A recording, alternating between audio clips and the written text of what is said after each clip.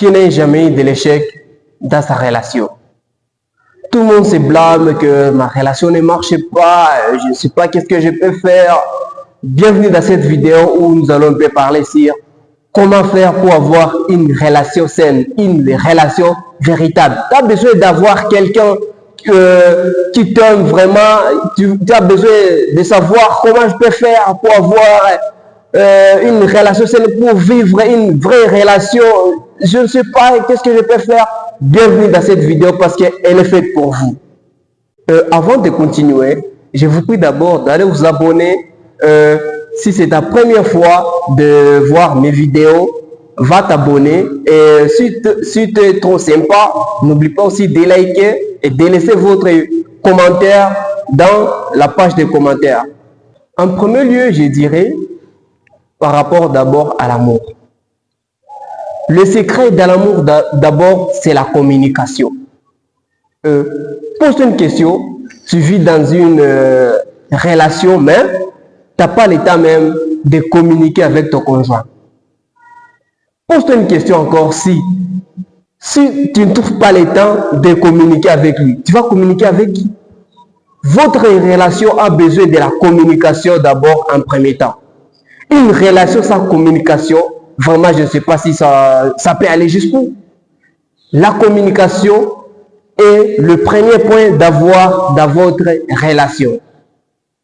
En deuxième lieu, je dirais, ayez le temps aussi de comprendre les difficultés que vous surpassez. Pose-toi une question, vous êtes dans une relation avec quelqu'un, mais à chaque fois que tu trouves des difficultés, lui, il se tire. Il se tire pourquoi? Parce qu'il n'est pas capable de surpasser ces difficultés, de surmonter ces difficultés. Lui, il est là encore lorsque tu es en pleine joie, ça marche, tout va bien, il est là. Mais lorsque tu trouves des difficultés, il se tire. Ce n'est pas bien. Une relation a besoin de comprendre aussi des difficultés. Vous avez l'état de communiquer et l'état aussi de partager des difficultés. Vous êtes en difficulté, oui, soyez en difficulté ensemble. En troisième temps, je dirais aussi, ayez l'état aussi de faire de plaisanteries. Oui, tu n'es pas humoriste, mais quand même, ayez le temps aussi d'y être. Pourquoi? Pose-toi une question, vous êtes dans une relation avec quelqu'un, mais toi, tu es toujours face fermée. Charisme. Oui, avoir des charismes, c'est pas mal, c'est bien aussi. C'est bien pour la personnalité de quelqu'un. C'est avoir aussi les charismes. Mais il y a le temps où il faut avoir aussi de plaisanteries, être humoriste quelque part pour que ton conjoint ou ta conjointe puisse être en pleine forme, puisse être, qu'il ne se soucie pas d'autres choses, tout ne va pas. Et le temps aussi d'être un vrai humoriste. Tout ça, ce sont les vrais ingrédients de l'amour. Je peux dire que l'amour, c'est le fait d'apercevoir que quelqu'un que tu as dans ta vie est très essentiel. Donc, le fait d'être avec lui, tu te sens très bien. Bien sûr, avant de le reconnaître, tu étais très bien. Mais le fait que tu es avec lui, tu te sens plus que bien. C'est ça l'amour. Laisse-moi vous donner alors les signes de vrai amour, le signe d'un amour véritable. En premier temps, je dirais, c'est avoir du respect dans votre relation. Que le respect soit réciproque. Vous êtes dans une relation avec quelqu'un, mais tu ne les respectes pas. Tout le temps, tu es avec lui, mais tu ne les respectes pas. Pose-toi une question, tu vis dans une relation où le respect, c'est rien. Donc, vous se moquez de lui, ou lui se moquer de toi, sans te dire rien dans votre relation. Non, une relation doit avoir du respect. Écoute bien cet exemple. Tu es dans une relation avec quelqu'un, mais quand il fait une faute, quand il fait des choses que tu ne veux pas, des choses qui te font du mal au cœur, tu te mets à paniquer. Et le fait que tu paniques, tu perds des contrôles. Lorsque tu perds des contrôles, tu pars voir un ami quelconque.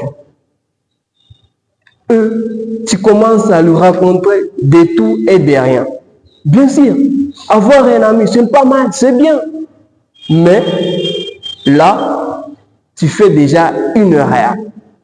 Tu fais déjà une erreur très grave. Pourquoi?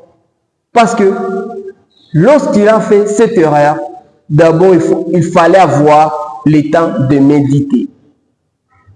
Il faut d'abord méditer. Cet ami-là, que tu lui as raconté tout ce qui s'est passé, déjà, ne donne pas du respect à votre ami. Et votre ami aussi manque du respect à vous. Et là, cette amitié, vraiment, ça ne peut pas durer. Le fait que vous n'avez pas le temps de partager, vous n'avez pas le temps d'avoir le temps de méditer à telle chose, que ce soit une chose qui t'a brisé ou pas, mais il faut avoir le temps d'abord de méditer. La méditation est la clé de toutes choses. Le fait que tu as médité à ces choses-là, et là, tu vas voir, tu auras des questions qui n'ont pas de réponse. Et là, tu vas l'appeler et lui dire tout ce qui s'est passé dans toi et pourquoi il a fait cela et avoir beaucoup de questions à lui poser.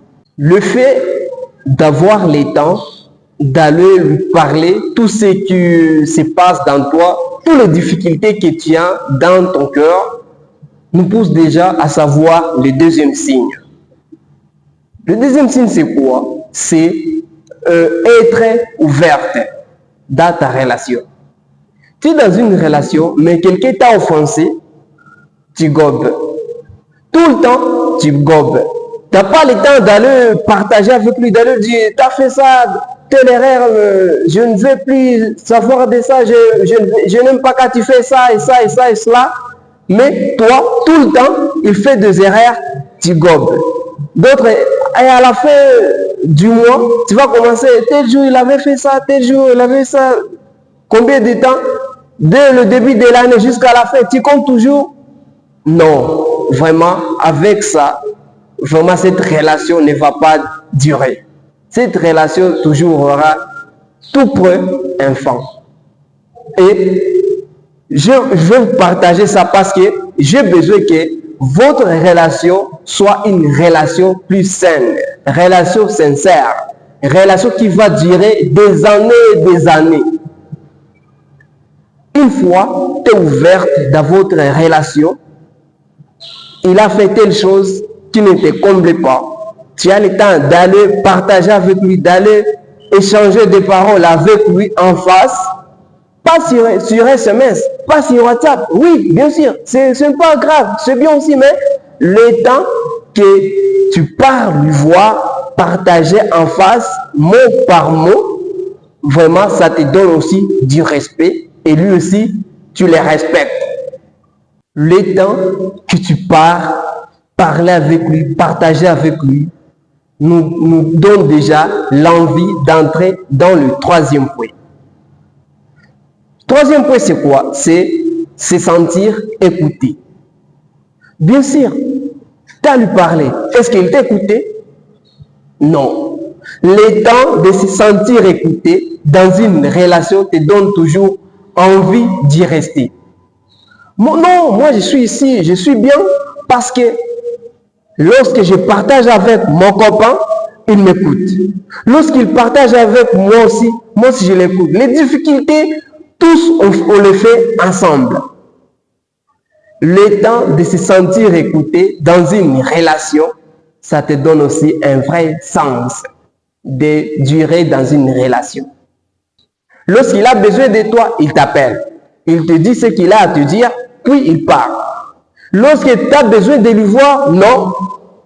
Je te dis non, je travaille, tu vois, je fais telle chose et d'autres choses et je le ferai à 15 heures, tu vois, ma journée est trop surchargée. Non, ce n'est pas ça l'amour. L'amour, c'est le temps de se sentir aussi écouté. Mais pas toujours le temps de dire non, je suis occupé, tu vois, j'ai fait telle chose. Bien sûr, tu le fais. Mais le temps aussi que tu lui donnes à te voir, le temps aussi que tu lui donnes de se sentir écouté dans une relation, aussi ça te donne l'envie d'y rester. Quatrième signe, c'est quoi? C'est le temps de se sentir ne pas être rabaissé en public ou en privé. C'est ça le quatrième point.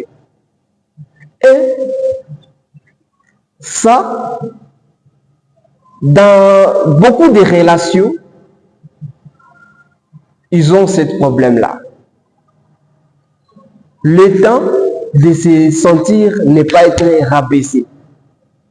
Tu es dans une relation, mais à chaque fois, on te dit, t'es farceur. Je sais que je vis avec toi, mais t'es farceur. Je sais que je suis avec toi, mais je ne sais pas si pourquoi je suis avec toi. Vraiment, le temps d'être avec toi, vraiment, je vois que je le perds. Tu vois? On te rabaisse à chaque fois, à chaque instant. Oui, tu peux avoir des erreurs, mais vraiment, dans une relation, on a le temps aussi de peser des mots à donner, de peser des mots à parler. Mais le temps que tu parles tout le temps, tu vois, toi, je ne sais pas si tu as quelle intelligence, je ne sais pas si tu penses à quoi, vraiment, ta tête ne fonctionne pas. Le temps de rabaisser ton partenaire, le temps de rabaisser ta conjointe, en public ou que ce soit en public ou en privé, peut mettre une rupture dans votre relation. Il faut savoir que il faut peser des mots à parler. Il ne faut pas rabaisser ta conjointe en public, que ce soit en privé, aussi qu'en public. Il ne faut pas faire ça pour que votre relation puisse durer. Dans la vie, pour que tu sois compté parmi les gens les plus utiles dans la société, c'est d'avoir quelqu'un qui pense à toi. Et si tu veux avoir un amour véritable, c'est de fournir tous les deux des efforts pour maintenir la flamme de l'amour, pour maintenir la flamme de cet amour que vous possédez tous les deux. Cet effort, il faut le fournir. Pourquoi? Parce que moi, je ne peux pas me faire des efforts que toi, tu ne le fais pas. Je vais faire mes efforts personnels pour être avec toi. Toi aussi, fais des efforts pour être avec moi. Et c'est ça, tous les deux, quand on fait ces deux choses, on va avoir une même réponse. Et c'est quoi? C'est durer dans notre relation. Merci de voir cette vidéo et on se retrouve à la prochaine.